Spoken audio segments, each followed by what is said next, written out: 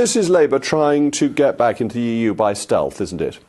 No, not even nearly. Just imagine Jacob Rees-Mogg's excitement when he opened the Times newspaper yesterday and saw an article which he thought, brilliant, I can attack the Labour government for betraying Brexit. The article, of course, was about the possible deal that Labour might do with the European Union on youth mobility. So Jacob Rees-Mogg decided to base his entire Mogg-Moan-Athon around Labour betraying Brexit. However, in his excitement, he forgot to check with GB News' own senior political commentator if he actually agreed with him. And as a result, the interview ended up being an absolute stunning disappointment for Jacob, because at every point the political commentator disagreed with him and put Jacob in his place. He spanked his bottom and left him hung out to dry, and Jacob was left a quivering mess, stuttering and sulking.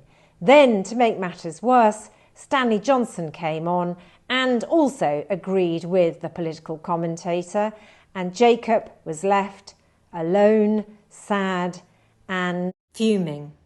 But government sources picked the wrong day to brief the papers about this signal that the UK is moving back into alignment with Europe. You'll hear the clock striking in the background. As you know, Somerset time is a few minutes behind Greenwich Mean Time.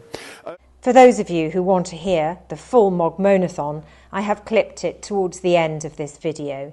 In the meantime, here is his scrap with Nigel Nelson. So either you ban all visitors from Britain just in case they stay longer than they should, or you accept that these schemes actually work and can be for the benefit both of this country and other countries. With me now is the GB News senior political commentator, Nigel Nelson. Nigel, welcome.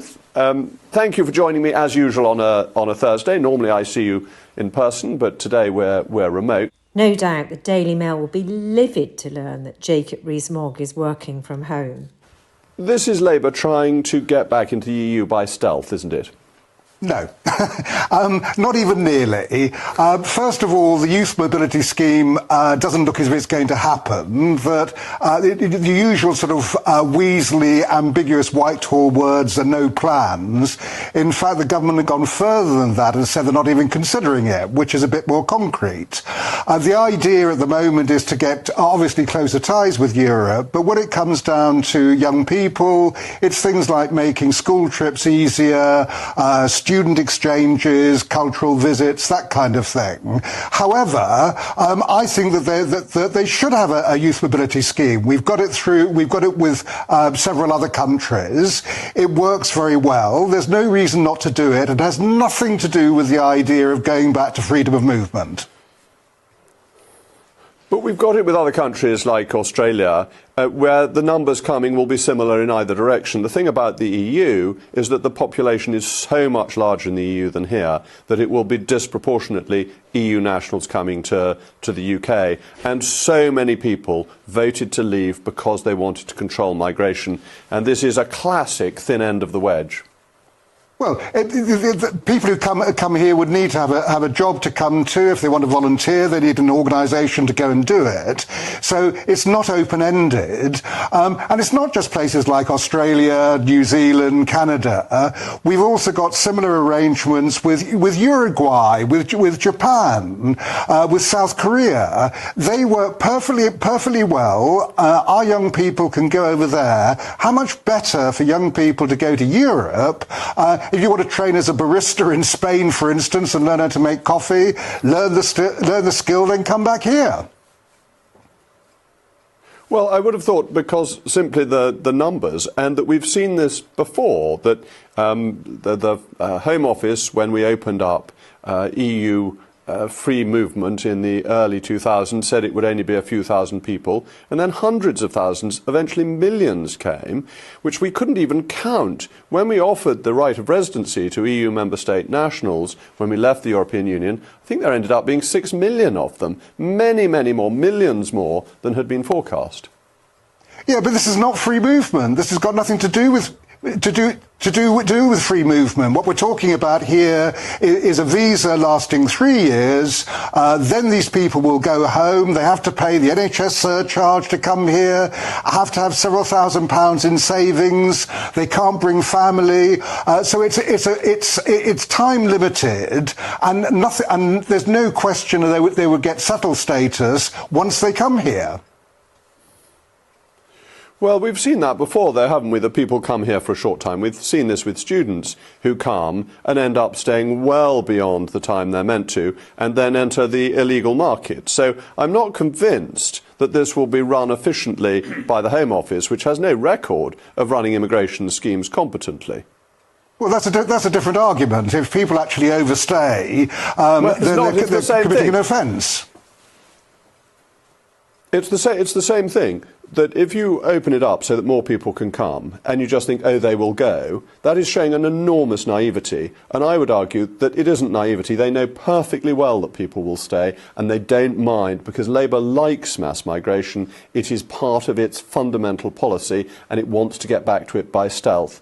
And when you said at the beginning that they promised not to, they promised that there wasn't a black hole, and then they said as soon as they got into government that there was a black hole. So you can't trust a word they say. Well, the black hole is a completely different area, which I'm sure we're coming on to. When it comes to this, anybody coming into Heathrow Airport can overstay their welcome. So either you ban all visitors from Britain just in case they stay longer than they should, or you accept that these schemes actually work and can be for the benefit both of this country and other countries.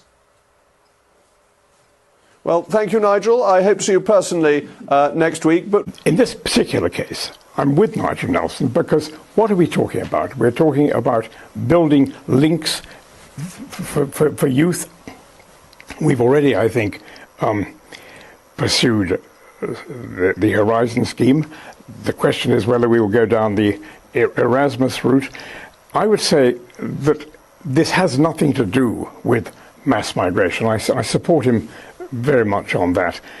I'd go further, as a matter of fact, and without saying we're revisiting the whole European debate. As you know, I was a Remainer. I very much thought it was a mistake to leave. As a matter of fact, if you look at the current polling by, I think, YouGov last night, they said 59% of the people they tested but almost all the polls before we left said people wanted to stay. So I treat the polling with some caution. Right, but coming back to this one, I would say this is a natural. It's a winner. We should do it. I go further. Fewer than 10 weeks of Labour being in charge and the great Brexit betrayal is already underway. Government sources have briefed the Times that ministers are willing to give ground on a youth mobility scheme that would give young EU citizens the right to work in the UK. And that could be thousands of them. If this happens, it is merely the first of many steps towards bringing us back under the yoke of the European Union. One of the key reasons for leaving the European Union was a rejection of mass migration, and today some legal migration figures came out that showed the last Conservative government's policies were beginning to work. So a move like this would represent a betrayal of one of the greatest democratic exercises in British history. But government sources picked the wrong day to brief the papers about this signal that the UK is moving back into alignment with Europe. You'll hear the clock striking in the background. As you know, Somerset time is a few minutes behind Greenwich Mean Time. So you may have seen the deeply encouraging news that the United Kingdom has approved lecanemab, the first ever Alzheimer's drug that has been shown to slow cognitive decline by about 27%. The United States has approved the drug too, but lo and behold, the European Union has rejected this drug owing to concerns about side effects. Its ever-present precautionary principle means that people can't get life-saving treatments that will make their standard of living, their experience in old age, so much better. Why, when people are suffering from Alzheimer's, would the EU not allow patients who would be well informed of the side effects to at least try a new drug that is the first to be shown to delay some symptoms? Because the European Union is an overly regulated and overly risk-averse institution, which we're lucky to be out of. Sir Keir Starmer, whether he pursues a youth mobility agreement or not, clearly wants to pursue closer ties with the EU. But this decision from the EU regulator is a microcosm for why the Prime Minister should not look to align further with the European Union. And the question arises whether this Alzheimer's drug will be available in Northern Ireland, which is compulsory aligned with the European Union. The EU prides itself on its high level of regulatory interference, which it pursues regardless of the consequences. In reality, what it does is to stifle economic growth, which lowers everyone's standard of living. Compare the size of the US and EU economies over recent years. In 2010, both economies were roughly the same size, about $15 trillion in GDP. But nearly 15 years later, the EU economy has barely grown to $18 trillion, while the US economy has steamed ahead to $23 trillion. This gap ought to tell the Prime Minister everything he needs to know. The future of British prosperity does not lie with the EU, but with the United States and the Pacific. Not only should he resist any temptation to implement a youth mobility scheme, but he should focus on alignment with the serious economies overseas to unleash Britain's economy and improve living standards for all. As ever, let me know your views via mailmog@gbnews.com. Like many other former Conservative MPs, Jacob Rees-Mogg is struggling to find relevance. He clearly hasn't come to terms with the fact he's lost his seat, and he's lost control, and he's lost relevance. Anyway, I hope you enjoyed that show. Don't forget to comment below, and if you haven't subscribed, subscribe.